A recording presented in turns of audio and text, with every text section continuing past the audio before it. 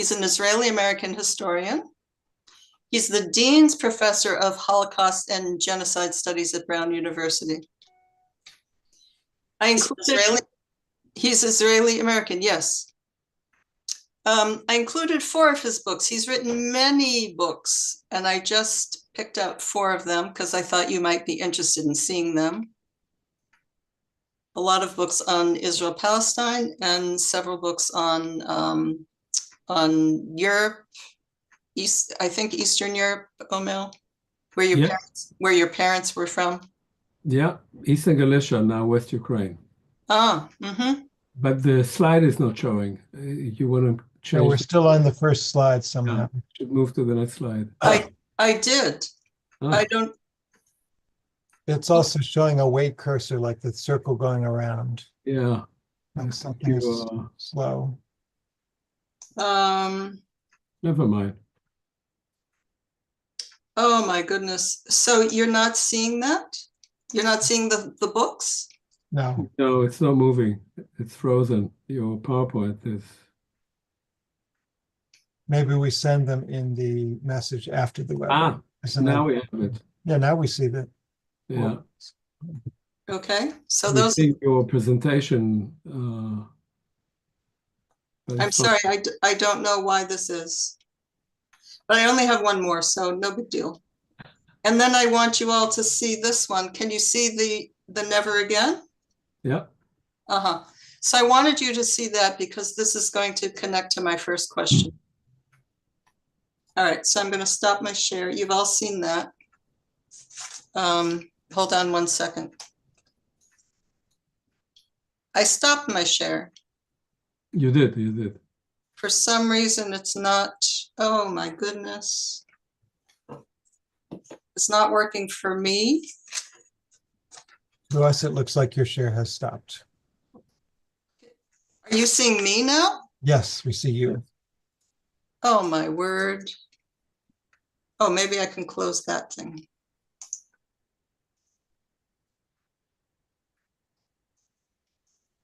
Okay. You're fine now. All right. So,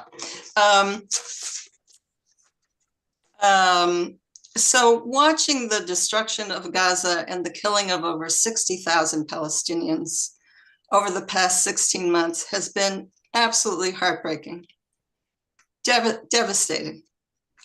And we're in suspense and action now to see what's going to happen with the ceasefire. And as we know that Netanyahu decided not to release the 600 prisoners that they had committed to in phase 1. Witkoff has gone over there to extend phase 1. So, you know, before we go into phase 2, and we're all just in trepidation about what's going to happen over there. So we thought it would be useful to talk with you, Professor Bartov, about sort of the politics of genocide and as well about the development of the Zionist movement to help us make sense of what's going on and also to inform our activism. So I'm going to start, as you all remember that poster of Never Again. So as a child, myself and many American Jews learned about the Holocaust in Hebrew school, and we were told the slogan of never again. To many Jews, it meant never again to the Jewish people, but to progressives, it means never again to anyone, regardless of religion or ethnicity. So can you talk about how different groups interpret the slogan, never again? Yeah, thanks, and hi, everyone. It's nice to meet you, albeit virtually. So I actually wrote a longish essay on exactly this question of never again following the events of October 7th and the various uses of this term.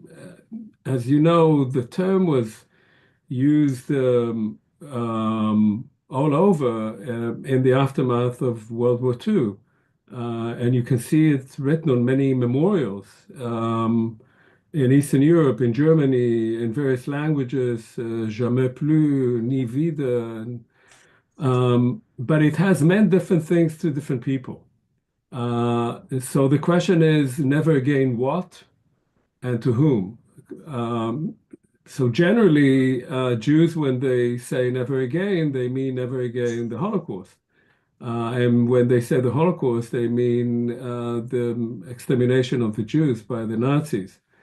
But even within the Jewish community, there were different ways of looking at this. There were some very prominent Holocaust survivors, such as Primo Levi, who thought of never again, not never again the Holocaust, because the Holocaust had already happened, and at least that thing was over, and not also never again another genocide of the Jews, but never again genocide, never again mass murder of human beings. Um, and in many ways, this was also the way that this was understood in Europe at the time. Although when one said never again, it was projected to the future, but it was not necessarily about the genocide of the Jews, but never again the kind of brutal policies carried out by Nazi Germany against many other populations. When Poles said never again, they meant never again brutal Polish rule and ethnic cleansing of Poles. So we have to, first of all, understand that this has had different meanings to different groups at different times. In the state of Israel, never again came to mean increasingly never again, not just the Holocaust that happened, but never again any genocide or threat to the Jews. And over time, I would say, especially after the Eichmann trial in the 60s and even more so in the 1980s, it became a slogan that meant something else. It meant never again any threat to the state of Israel. And by that, it meant that any threat to the state of Israel would mean a potential new Holocaust. And therefore, it was a genocidal threat, and therefore, it had to be responded to with particular aggression. That threat had to be wiped out. So the never again became a kind of license for extreme violence against anyone perceived of threatening the Jewish state. The United States, I think, in many ways, the never again slogan became almost the exact opposite of what it meant in Israel.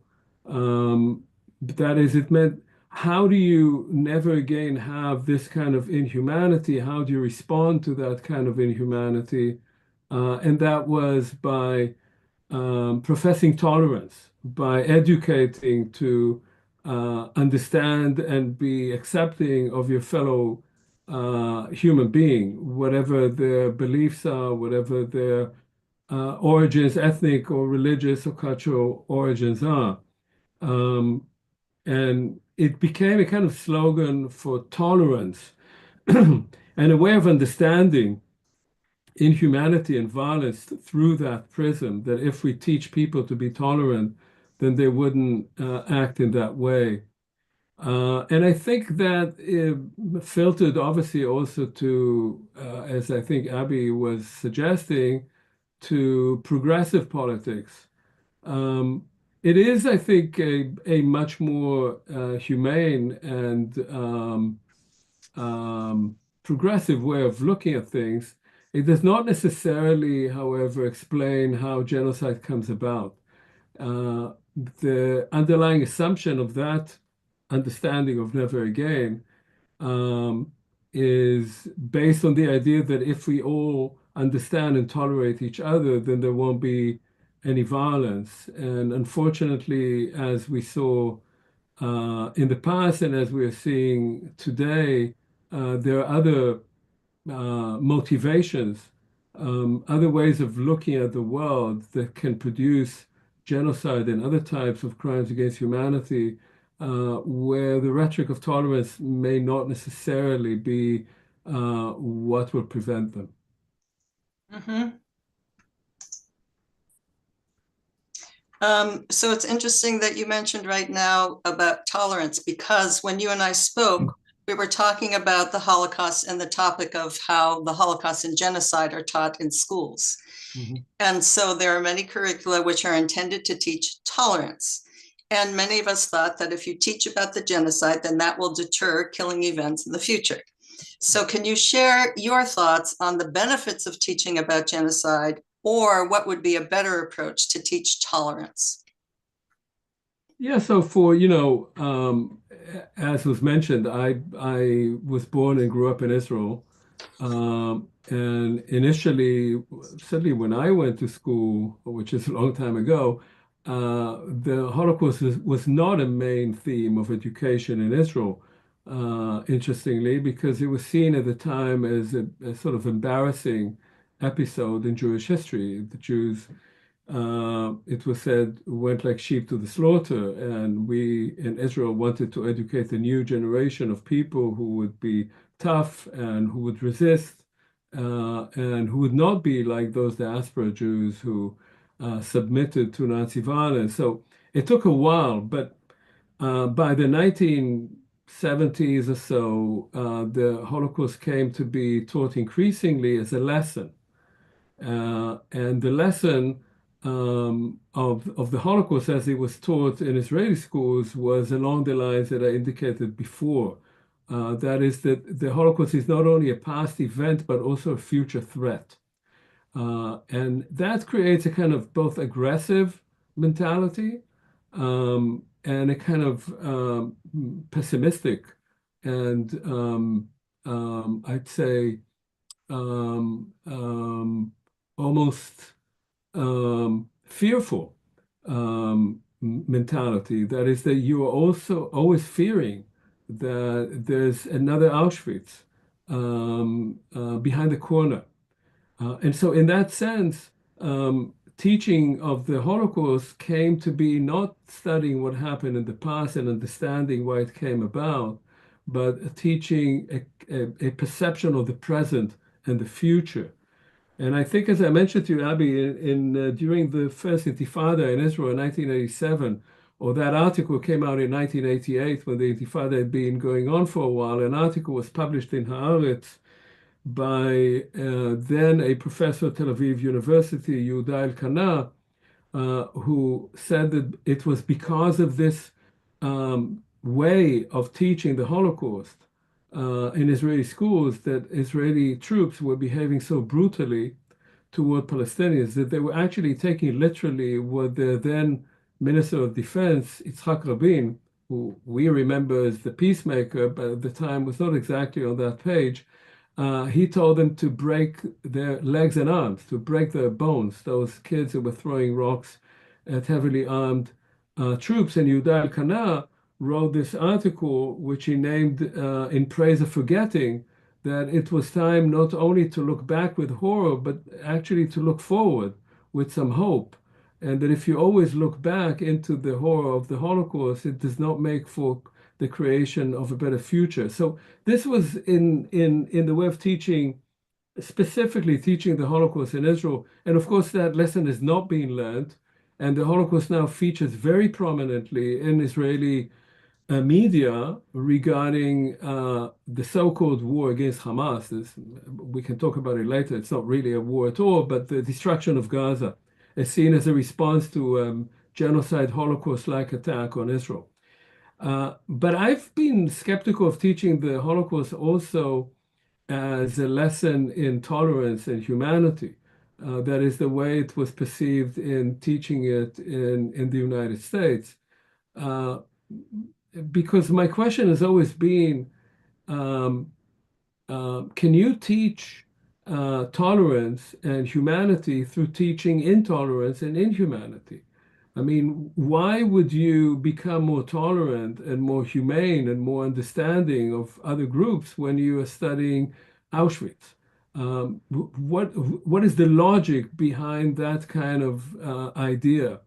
Now, you can do that if you are working with older people, if you are in the higher classes of high school, maybe with undergraduates, then you can provide a more complex picture of how genocide comes about. And yes, obviously, being tolerant to various groups, or rather being racist and intolerant to groups, can be one of the avenues leading to genocide, clearly. But teaching it to younger children seemed to me to be potentially producing exactly the opposite effect. And so I've been very skeptical of a curriculum that includes teaching the Holocaust. If you really want to teach the event and not to teach a sort of happy end story of the Holocaust, which is not a happy end story, if you actually want to teach it, I would stay away from teaching it until people are old enough to be able to understand the complexity of inhumanity. And what would you suggest as a better way of teaching tolerance? Well, that's a difficult question, but I don't think you should start with genocide. I don't think you should start with the extremes. I think you can start with human relations. You can start with neighborhood relations. You can start with saying, as I think, I have to say, my children, when my two older children went to uh, kindergarten in the United States, and my eldest son went to kindergarten and then school in Israel. And at least in Cambridge, Massachusetts, when my children were going to kindergarten, there was a great deal of talk, which I thought as an Israeli coming from Israel, a little bit naive and sort of, but in retrospect, I greatly appreciated that there are people of different colors, of different origins, of different religions, and we are all together in the same classroom. We are all together studying together. We all understand each other, and we tell our own stories, where we came from, who we are. Um, and I think that is a much better way to start on the positive than on the negative. And, I'm not, an elementary school teacher. That's not where my own training is. But I think that it's better to start with positive stories about how diversity, complexity of society leads to greater richness. I'll give you just an example that occurred to me recently. Uh, I was on a trip in Sicily. Sicily, as we know, is a beautiful place, and it has a very complicated, interesting culture and culinary culture and so forth. But when you study the history of Sicily, Sicily is actually a place that was populated by many different groups. And when these groups came there, whether it was Phoenicians or Greeks or Romans or Vikings or Byzantines or then Italians, when they came there, they tended to attack the groups that were already there. They tended to ethnically cleanse them, to kill them, because they wanted to dominate. And so it's actually a very dark story. But eventually, what we know now as Sicilian culture is all those layers of the different groups that were there. So you go to Sicily and you see ancient Greek temples, right? You see Phoenician remains. And so that culture, yes, there is a lot of violence. There is a lot of friction between different groups, but culture is actually the mixing of all of them. And when you think about genocide, when you think about population policies, ethnic cleansing, it's based on the belief that you can go back to something pure that was there at the beginning. And if you clear out all the other things, you will get to something pure. You will get to the real beginning of things. And that real beginning of things is before culture, is before everything that made up for those layers that are what we are today. So I think that is, for me, this is a better way of approaching the idea of tolerance, not in a naive way, but in an understanding that societies are always made up of different layers and different groups and different traditions. Yeah, thank you for that. So you mentioned Elkanah and his article and the fact that Israelis apparently didn't learn the lesson. And and you mentioned that it generated the fear for the future, like seeing a threat around every corner. So I'd like to know why are no one talking to groups of Israelis about their paranoia and how they are projecting their fears onto Palestinians? No one in Israel? Am I wrong? Well, I mean, there were attempts, of course, by educators. Yes, there were some attempts. There were attempts to bring Israeli Jews and Palestinians together. There were some attempts actually to travel together as groups of teenage Israeli Jews and Palestinians to Poland. Instead of having these roots trips, rather going together. There have been attempts, but they have been generally, I would say, very small numbers, and they're fighting against a very different narrative that has become increasingly dominant in Israel. And it comes from very different directions. It's not only one thing. It comes from the very beginning of Zionism, which wanted to create a Jewish majority state and saw any minority as a hindrance.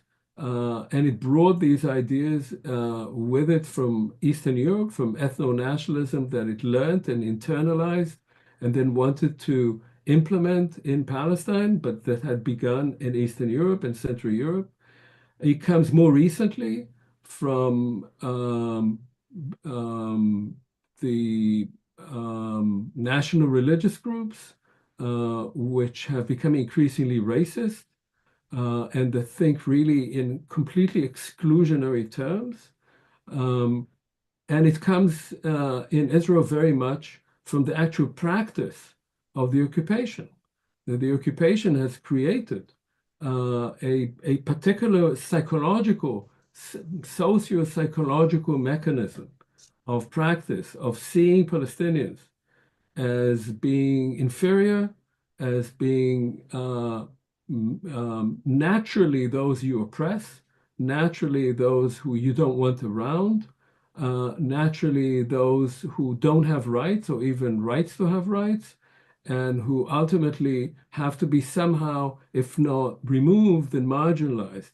And that has become a kind of mainstream thinking in Israel today. To go against that is extremely hard.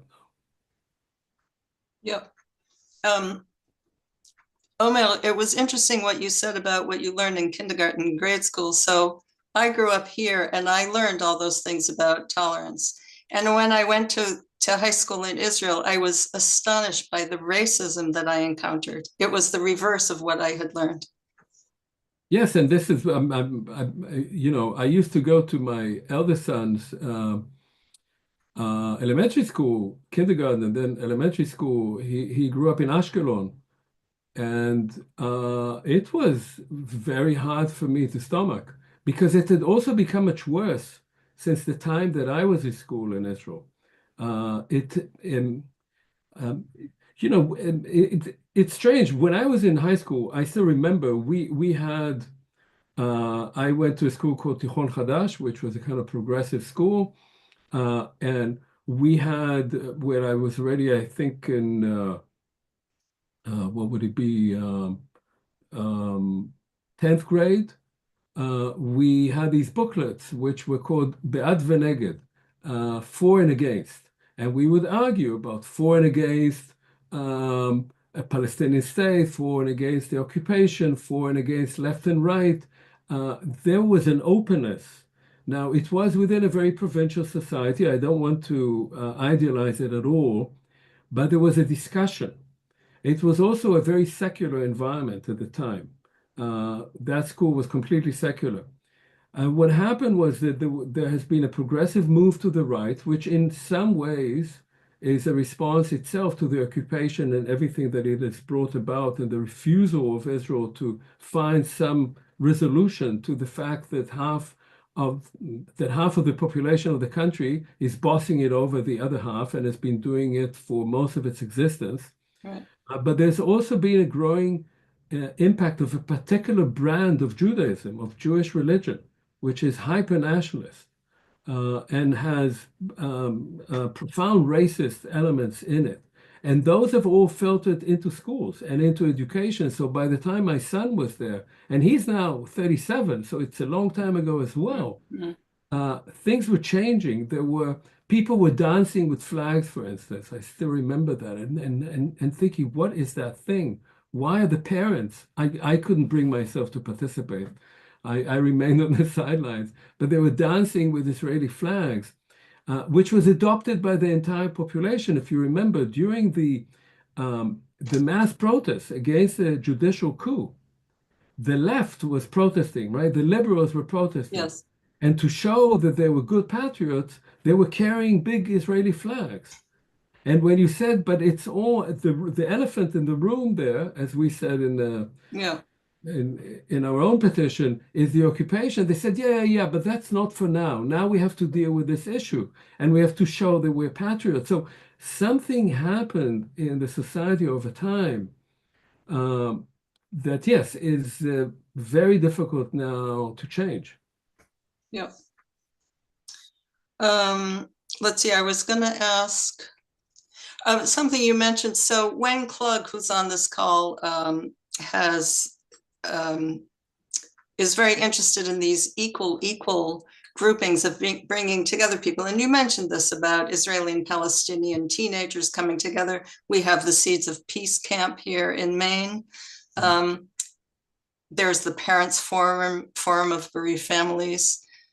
There has been a complaint about these groups that normalize things, right?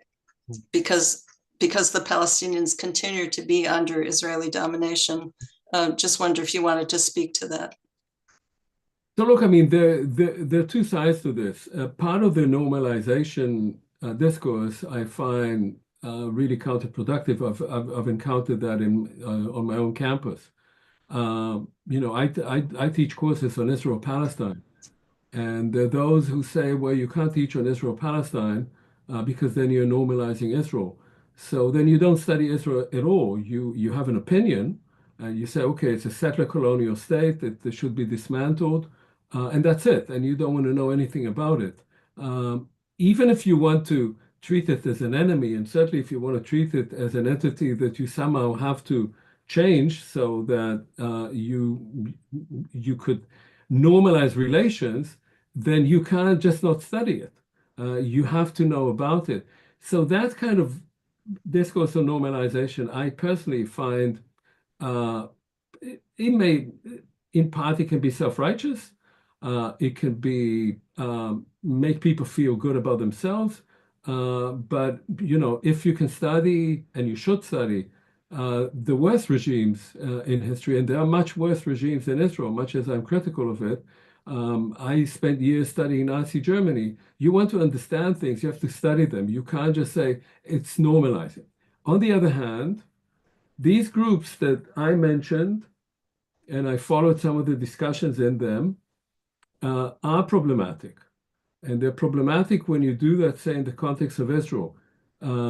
If they talk about these teenagers, they speak about the Holocaust and the Nakba. And the Jews always win out because they say, well, the Holocaust was really a bad genocide. The Nakba, yeah, we agree, it was not fair, it was not nice, but it's not like the Holocaust. And that immediately, even within the historical discourse, tends to give you an advantage. And that's why these trips, say, to Eastern Europe did not succeed. Because okay, now we as Palestinians know more about what happened to the Jews, and we understand their psychology, but it still does not improve our relations, our conditions. And for that to be improved, they have to see how we live. And so in that sense, you have to be, I think, aware from the very beginning that there is a complete asymmetry in the relationship. And your goal is to change the asymmetry, but you have to start by acknowledging it. You have to start working with that asymmetry. And it doesn't mean that you have to accept everything that the other side says, but you have to accept that it's not, you're not on a level playing field at all. Right.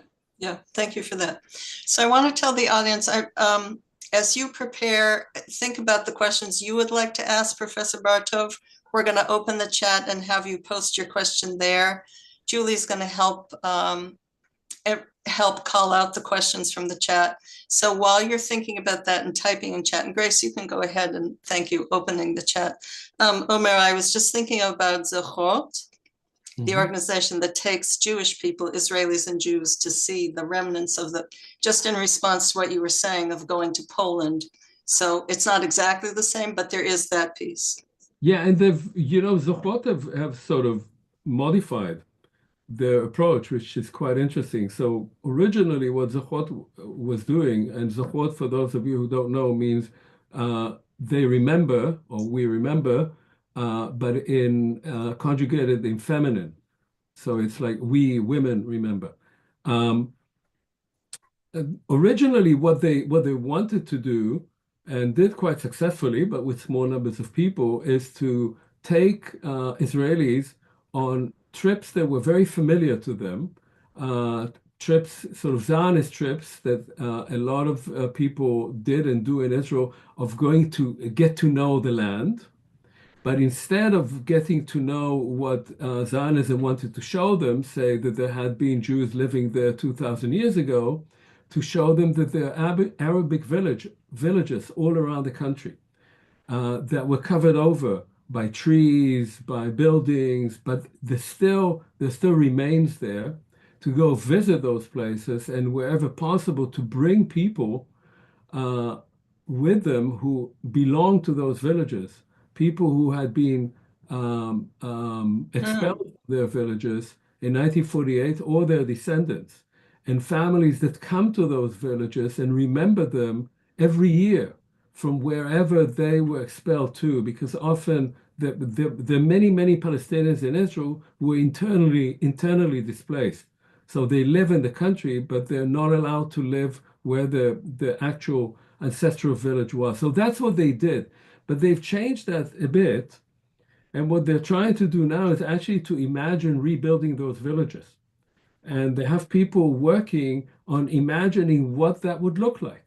Can you actually take that site and rebuild it in a way that would preserve some of the memories of what that village looked like, but also modernize it so that it would be a good place for people to live in? And to bring that into the collective imagination, that it is not impossible to imagine people living in many of these places that are still not inhabited, and coming back there and populating them. And so there's a lot of electronics involved in trying to create a kind of image of a village the way it would look, half both recreating the shape of the village, but also modernizing it and making it into a modern environment that one can and would like to live in. So yeah, they are, again, I don't think that Zechot are doing very well since October 7th. Everything has become very hard. Zechot was always a collaboration between Israeli Jews and Palestinians in Israel, 1948 Palestinians. That has become very fraught right now. Palestinians in Israel are under huge pressure and fear and intimidation. And so I think right now this is all kind of has chilled out for the moment. Hopefully it'll come back. Yes. Wonderful concept. Yes. Inshallah that they'll be able to do that. Inshallah. So Omer, this is Julie. She's going to help us pick out some questions. Julie, do you have some audience questions? Well, the first question I have is from, I think you said that you know Lubna Qureshi, and her question to you is, Professor Bartov, would Yitzhak Rabin, and I'm pronouncing his name wrong, have waged the same war against Gaza that Netanyahu has, do you think? Oh, what a good question. Look, Rabin's ability to launch, or rather carry on, the Oslo Accords, which were very problematic, but were at least hopeful. His ability to do that with the Israeli public had to do with the fact that he was a general and a tough guy. A general already in 1948. When he was 26, he was already a colonel, and a very blunt man. I believe that between the time that I wrote him a letter in 1987 protesting what the Israeli army was doing in the First Intifada, and the early 90s, when the Oslo process began, he reached the conclusion that the occupation was not supportable, that the occupation could not continue. And I think he believed that he could not continue for two main reasons. One was because he was thinking as a general that it would make Israel's defense increasingly more difficult vis-a-vis other Arab countries. And two, because he thought that it was morally no longer supportable. And so he was looking for a way to change that reality. And he managed to carry much of the Israeli population with him by saying that Israel was spending so much so much capital, so much energy in building settlements and bypass roads. That was the beginning then.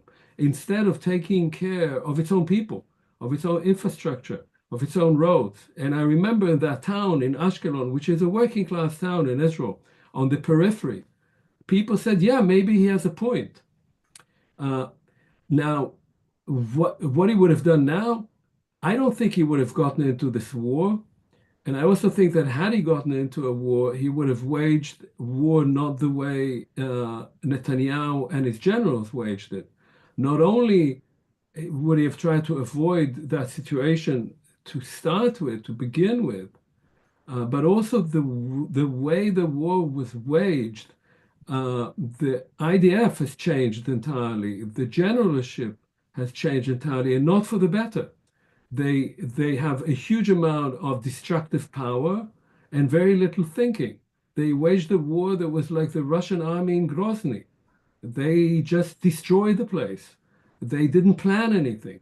They just used 2,000-pound bombs, which were delivered in the hundreds from the United States. So I think that even had he gone to a war, and he was not against war, this man, again, he was a general, he was not a pacifist, but had he gone to a war, he wouldn't have done that. And he would not have carried out this kind of war of killing at least 50,000 people. Without, I hate to sound cynical, but without any profit from it, without any gain, simply to kill and destroy. No, I don't think he would have. And I think the question, in a way, should tell us that something happened in Israel that is not only a turning to the right of politics, but it's also something else. The army itself has changed a great deal. The people who are now in the middle ranks of the army and increasingly in the high ranks of the army are people who are really extremists. The army is much less disciplined. The war in Gaza has been fought partly by militias. They're army units, but they're under command of commanders who are themselves settlers and who are implementing their own policies there. None of that would have happened under Rabin. Julie, do you have another one? Yes, I have. There are many, many questions. The one that followed that was, can you talk about the influence of, I don't know, Dov Lior? Dov Leo. Do you know who Dov Leo? We don't know. I don't know Okay. Dov Leo. Okay. Sorry. And Sabahat, can you write in the chat who Dov Lior is? Because we don't know. Go ahead, Julie. so this question, there is a deafening silence in Israel about the genocide in Gaza and the war crimes of the Israeli government. What is going on? Well, so that's an issue that I actually wrote quite extensively on. Um, I wrote an article in The Guardian in August 2024, in large part trying to understand that. I just come back from a visit to Israel. I was there in June, and it was quite shocking to see how people, not on the right, but people left of center, liberal people, that I know who are sort of cosmopolitan, they travel, they read, they simply did not want to know anything about what was happening in Gaza, and they were totally wrapped up in the trauma of October 7th. And in my last visit there in December, there was a bit of a change in the sense that people knew more. They could no longer block off some knowledge of the total devastation of Gaza, so they knew more, but they didn't care more about it. They were simply, I would say, depressed, hopeless, but didn't really care much about it. And if they did, as one friend of mine wrote, their question was, why, what was the point of killing so many thousands of children if we haven't accomplished anything? So it was that kind of logic, right? If you kill so many children, at least get something out of it. So why is that? I think in part it is the tremendous shock of October 7th. And it's not simply the shock that it is, of course, also that about 800 civilians were massacred, including some children and including reported cases of rape. But it was more than that. It's that a sense that Israel was vulnerable, a sense that the government and the army did not protect its own citizens. It took the army 8 hours to arrive in Kibbutz Be'eri. It takes 90 minutes to drive there from Tel Aviv. What happened? So there was a sense of rage, there was a sense of violation, and definitely a great deal of desire for vengeance. And that still exists in Israel. So that's one part. And in fact, right now, because of those two children, the baby and a child who were returned to Israel, their bodies were returned to Israel, that has given sort of energized another wave of talk about vengeance. So that's one part of it. But the other part I would say is the occupation itself, is that you have to remember that between 1967, when I was 13, and 2025, and I'm now 70, Israel has been occupying millions of Palestinians and keeping them behind fences, behind walls, behind checkpoints. Israelis encounter Palestinians only when they break into their homes at 4 in the morning, or as transparent construction workers. And so they don't really exist for most Israelis as fellow human beings. They have been entirely dehumanized. And when those dehumanized people, of whom you think as people that you can easily push around, right? You can, as Netanyahu said, you can manage that occupation. When they suddenly break out of the jail and they are shooting at you and they take over the command post of an entire Israeli army division, then you don't care what the army does to them. Your instinct under these conditions, as in many other colonial situations, is to wipe them out, right? Exterminate them all, as you will find in Heart of Darkness. That's your response. It is a colonial response, not being able to recognize them as human beings. And I think that ultimately is at the root of this indifference.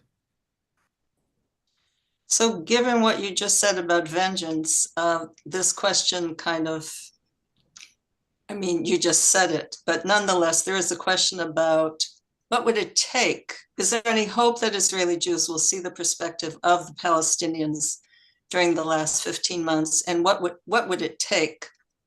And do you see at least a significant change in the attitudes of American Jews towards what Israel is doing? Yeah, so I don't see, I hope I'm wrong, but I don't see in Israel any move toward identifying the humanity of Palestinians, toward any empathy, and I don't see any political leadership or intellectual leadership or academic leadership that is trying to explain to people that however many bombs you drop and however many people you kill and mutilate, you cannot make the problem go away.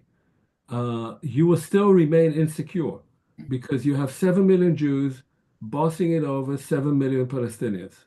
And unless you kill them all or you ethically cleanse them, which a lot of people in Israel would like to see, they'd like to wake up in the morning and there won't be any Palestinians around. They'll all be in Canada. But unless you do that, you can't bomb your way out of this. And as long as they're insecure, you will be insecure. But I don't see in Israel itself this kind of discourse anywhere, including in the Israeli left. Now, you can read op-ed pages in Haaretz and in 972, and there you see people writing that, but that's an audience of 20,000 people. That's not the Israeli public. So what would change that? Maybe something would change that if attitudes in American Jewry change. And there's a bit more hope. Because if attitudes within American Jewry change, and if American Jews mobilize themselves to change the policies of their own country, then that would make a difference. Because I think that by now, October 7th was a great shock, but it was not a sufficient shock. It shocked Israeli Jews into wanting to obliterate Palestinians, not in saying we have to change our entire political paradigm. On the contrary. So Israel needs a big shock.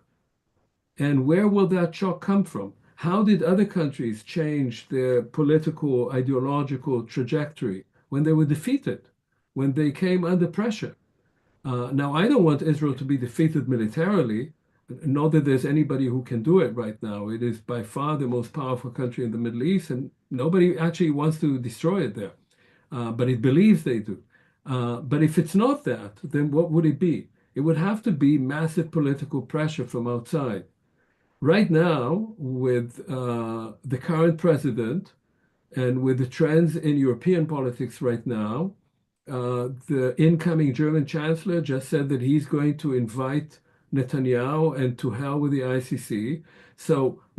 And he's of course catering also to the AfD, to the new growing fascist party in Germany. Right now, it's not going to happen, but in the future, the only thing that would change things would be positive but powerful pressure on Israel to change its policies for its own good. And I think that American Jews can play an important role in that. A question about what has been the reaction in Israel to Trump's plans to convert Gaza into a seaside resort? Wall-to-wall approval. I'm afraid in Israel, there were people, of course, who said, oh, that's not realistic. It's not going to happen. And it's true. It's not realistic. It's not going to happen. But by and large, people are actually writing about it in Israel. Even some people on the right were surprised how many Israelis said, well, that sounds like a pretty good idea. It's humane. It is, as Trump said, right? The place is uninhabitable. It would be a nice thing to move Palestinians to better housing, and then we'll rebuild things. But they're not going to come back, of course. We'll build some nice vacation homes there, and real estate moguls will make a lot of money out of it. So in Israel, by and large, it's played directly into Israeli approval from October 7th on of destroying Gaza. If you think about it, the goal of the IDF, that's why in May, I concluded that Israel was carrying out a genocidal campaign in Gaza, because it became clear that the goal of the IDF was not to destroy Hamas, was not to release the hostages. It was to make Gaza uninhabitable for its entire population, which it did. It succeeded.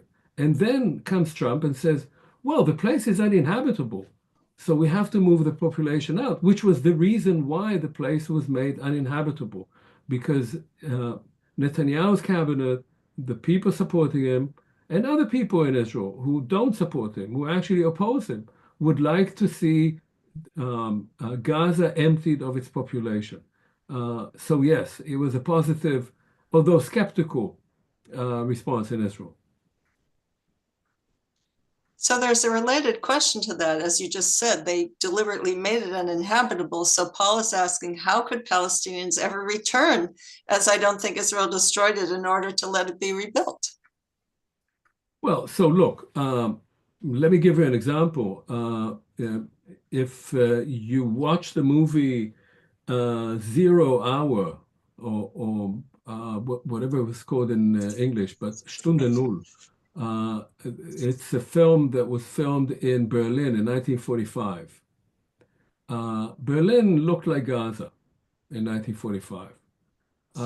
The Americans didn't come and say, okay, let's move all the Germans out to the Bahamas and we'll rebuild Berlin for ourselves. No, they stayed there and they built it. If you want to rebuild Gaza, first of all, who is going to rebuild it? You need people to rebuild it. You are going to bring people from India to rebuild Gaza. It'll be Gazans who rebuild it. Secondly, some parts of it were more destroyed than others. The northern part, because of this general's plan, which was itself, I can talk about it, but there was a whole plan to empty northern Gaza, north of the Netzarim corridor. That area is being flattened entirely. The people mostly left it because they couldn't live there. They came back with the ceasefire, about 300,000 people. They're living in tents over the ruins of their own homes. But if you bring now heavy equipment and you begin to work to rebuild it, some of them will move to the south and participate in the rebuilding of that area. But you can't empty it. And this idea that you first destroy a place and then you say, okay, we'll just empty it of the population, it's of course also a recipe for ethnic cleansing. This is part of the system. You destroy the place and then you move the population out. Quite apart from the fact that it's entirely contrary to international law. This is forcible displacement. This is a war crime and a crime against humanity by international law that the United States was pushing. The American president was promoting a policy that is a crime against humanity, which makes you just ponder what do we do with these kind of politicians, or do we have to scrap the entire edifice of international humanitarian law? Yeah. Here's a question from Cole Harrison, who you know it at MAPA. You have said that Israelis almost uniformly dehumanize Palestinians and approve of destroying them. Comparing this situation to Hitler's genocide or to other historic genocides, how typical is this situation of countries that commit genocides?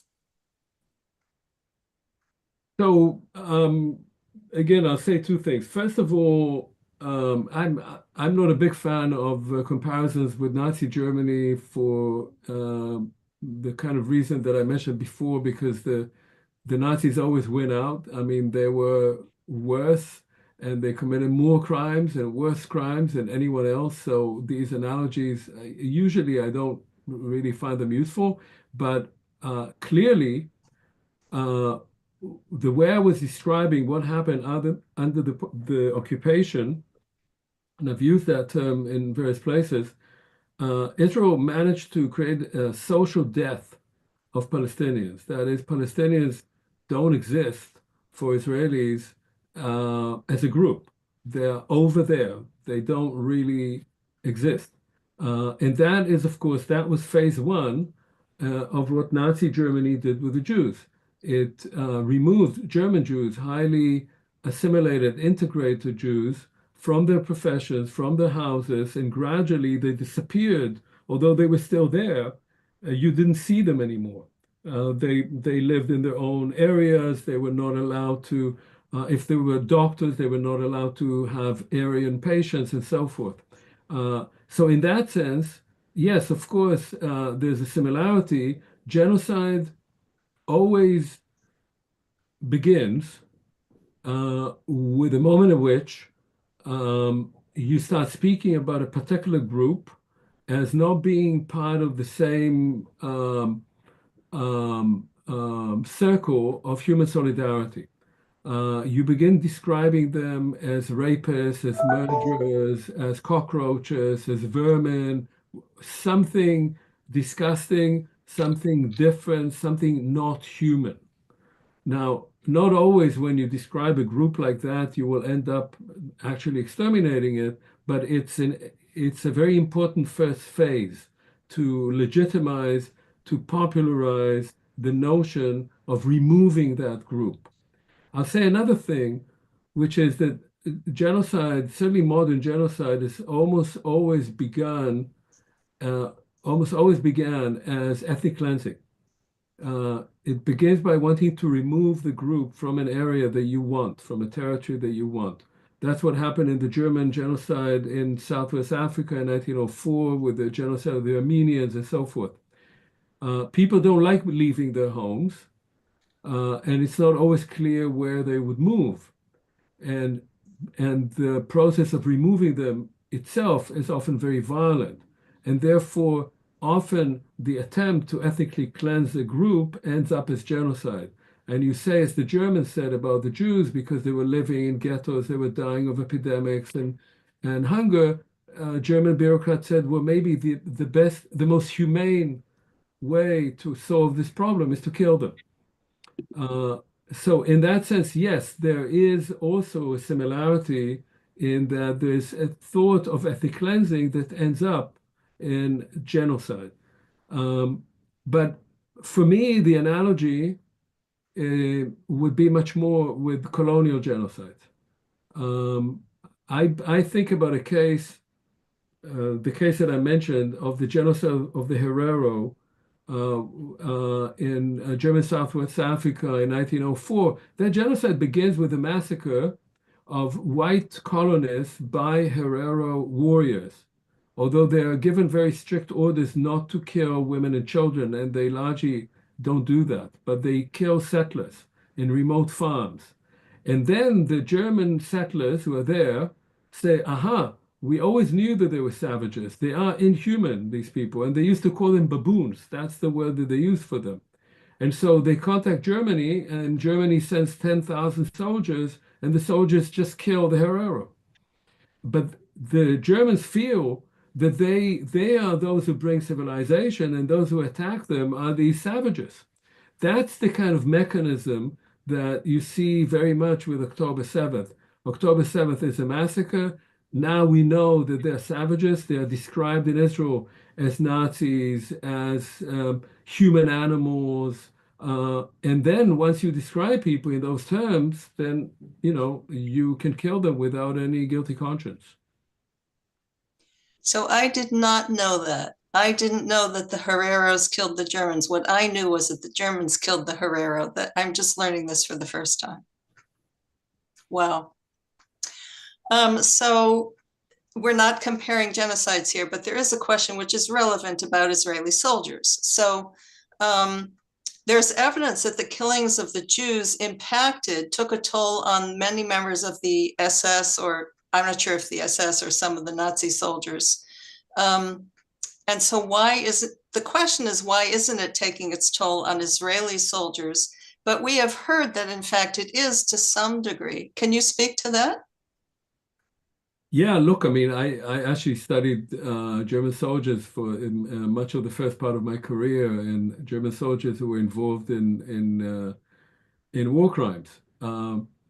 And there was this argument, that especially those who were carrying out mass killings of Jews, SS, Gestapo, security police, and so forth, especially when they were shooting them one-on-one, not bringing them to gas chambers, that it had a psychological effect on them, and that they were supplied with large amounts of alcohol and tobacco and so forth.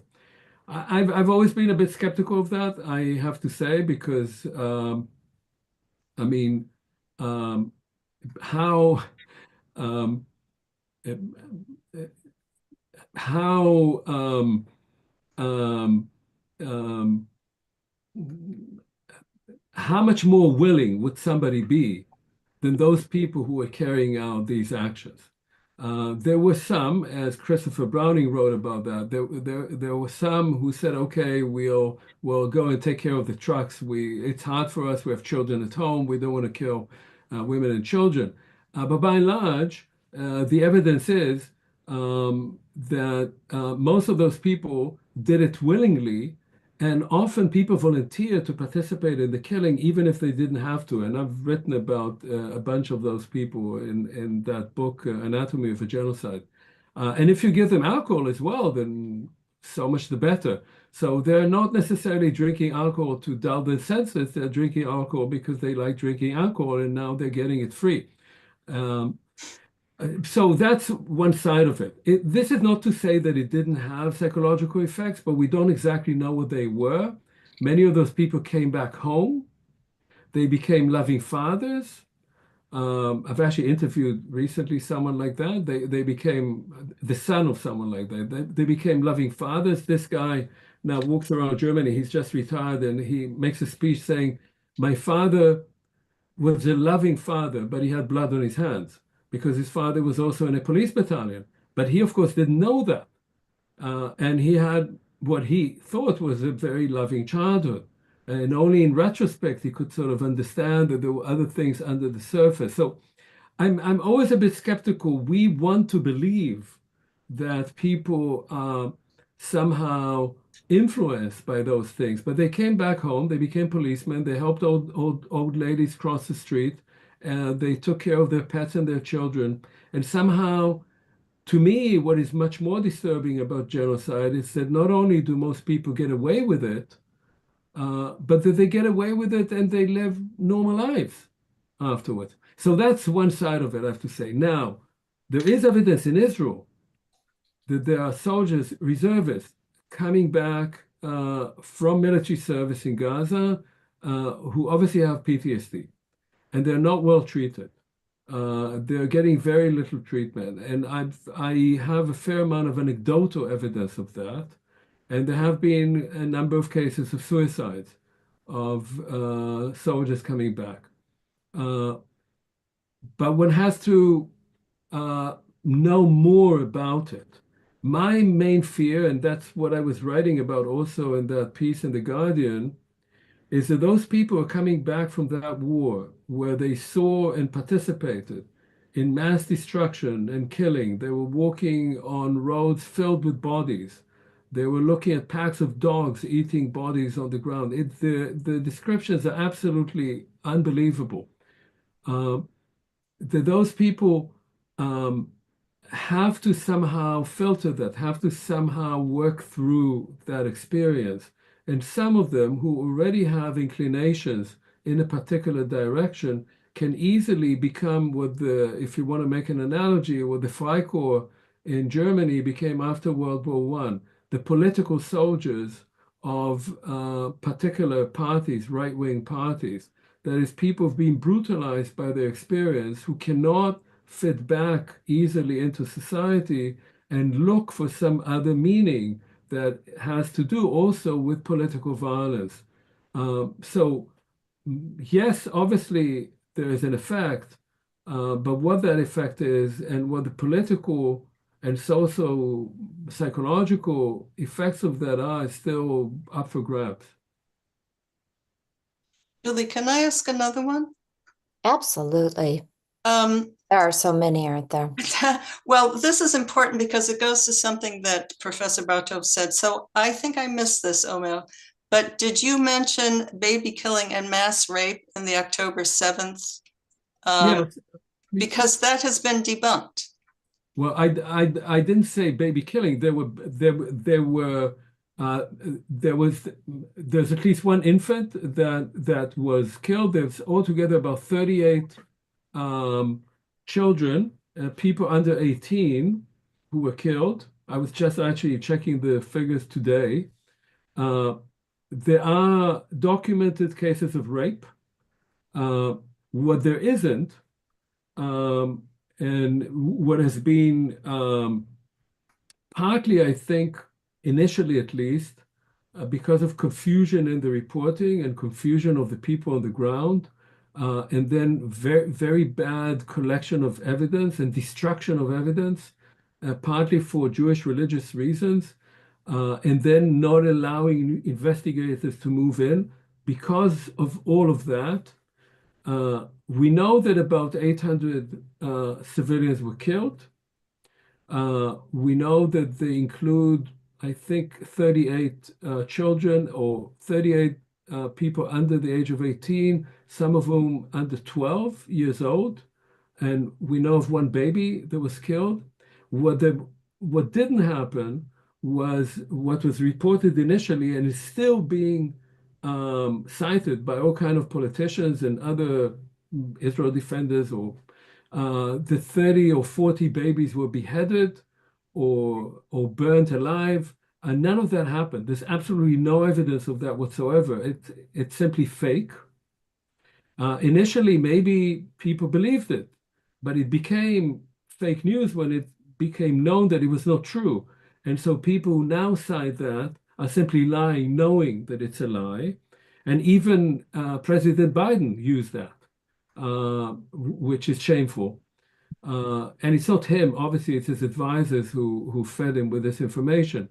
And the case of rape is even more complicated. There were cases of rape, and we have reports of that, and there are even police reports of that.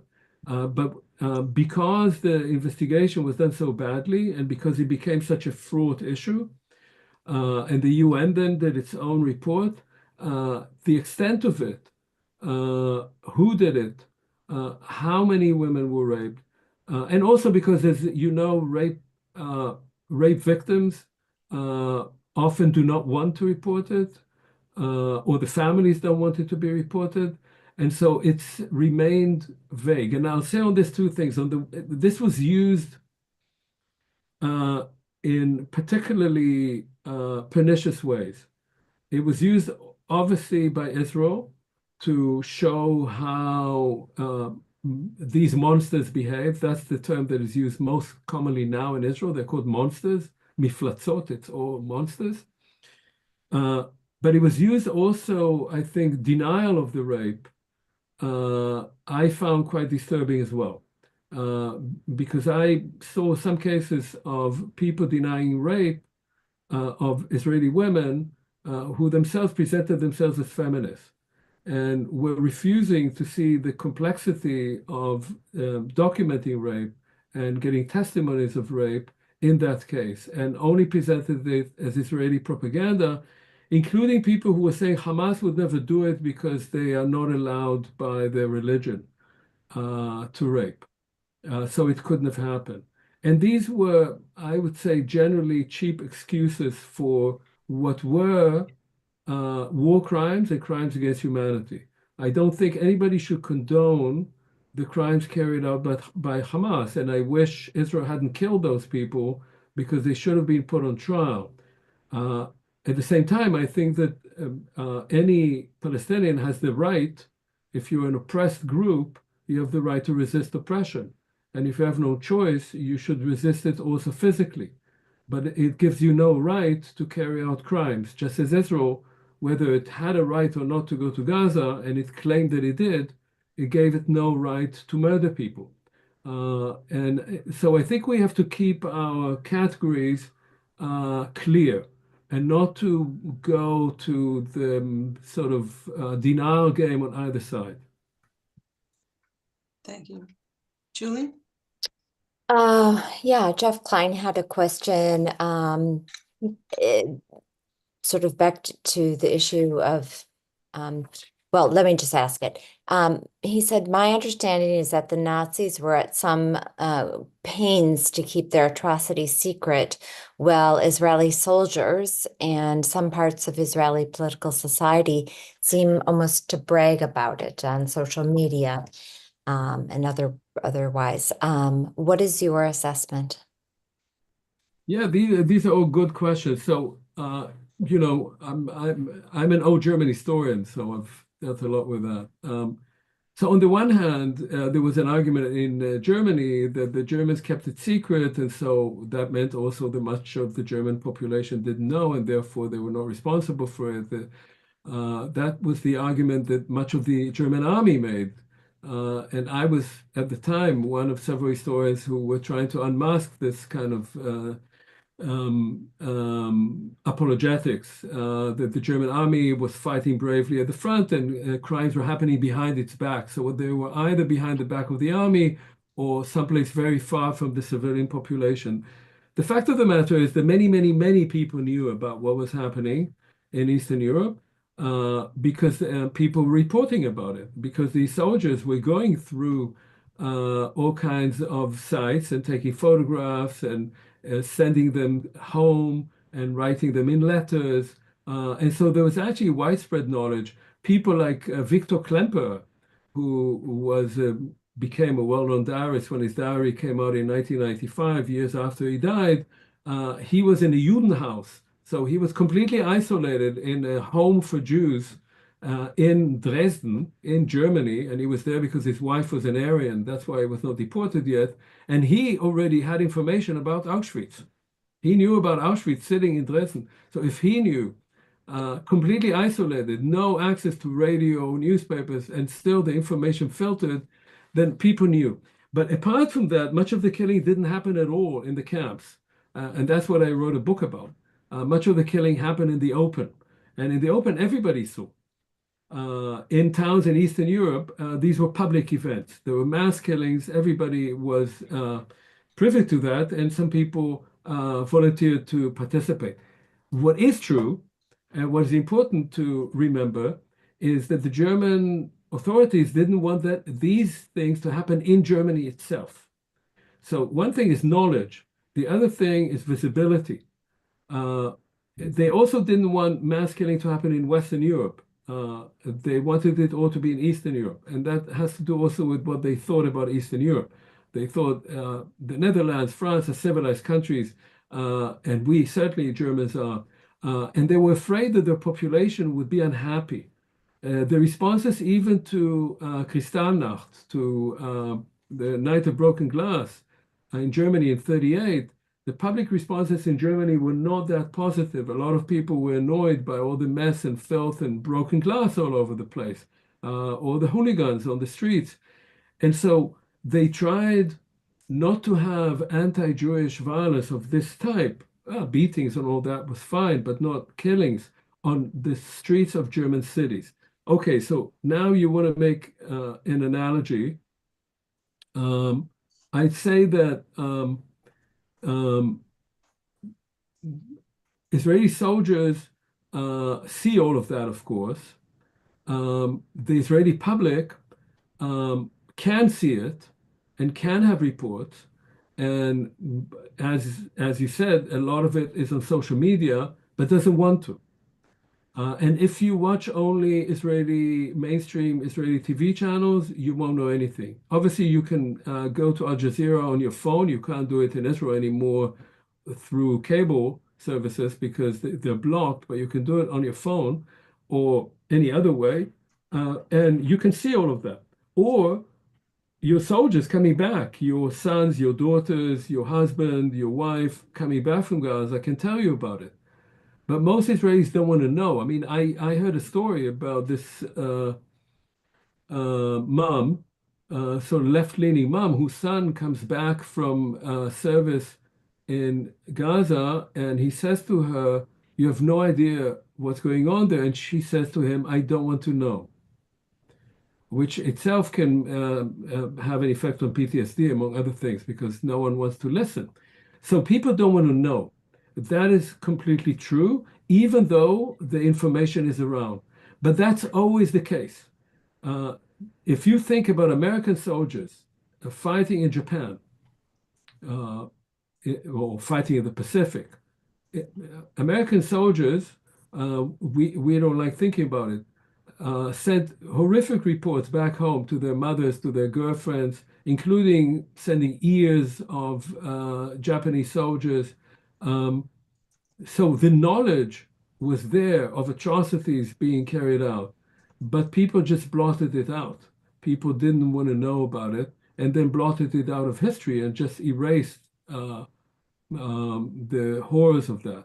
So I'd say, yes, there are similarities exactly in that sense that Israel is living, Jewish Israel is living in a kind of bubble where not only the war in Gaza, but also the occupation in the West Bank are happening elsewhere. The distances are very small, unlike, say, in World War II, but it's in a different world. And I was sitting with a friend in a cafe in Tel Aviv in December, and people were sitting around having drinks, and I said to him, "So what do you think a society perpetrating genocide looks like?" And we said, "Like this." Now, it doesn't mean that there were not young men and women there who had just come back from reserve service in Gaza. May well have, but they were playing at total normality, as if it was not happening 50 miles away. That's all the distance it was. So I think we have time for one more. Julie, you want to take Wayne's? You know what? Why don't you? Because I'm not sure which one he put several in. So Oh, I see. Okay. yeah, So, yeah, yeah. so if Hamas intended to kidnap Israelis as bargaining chips, why would they have killed so many? And to what extent is there evidence that non-trained Palestinians who followed Hamas into Israel on October 7th may have committed many of the murders and whatever rapes there were? Look, I'll say first and foremost, had Netanyahu agreed to have a state commission of inquiry, we would have had far more answers as to what actually happened on October 7th. There has not been an inquiry. And as long as Netanyahu is prime minister, there won't be. And he intends to be prime minister for as long as he's alive.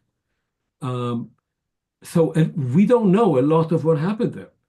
We don't know how the IDF screwed up and everything, this enormous fiasco of the intelligence and so forth. And we don't know much about what Hamas was doing and who was doing what. And therefore, even the figures, as I said, in cases of rape and so forth, we don't know enough about it. There is a lot of anecdotal evidence and photographs and so forth that many of the people who came in the second wave after Hamas broke through, the sort of elite troops broke through, there were people coming in. Some were from other militias, and some were just people crossing over.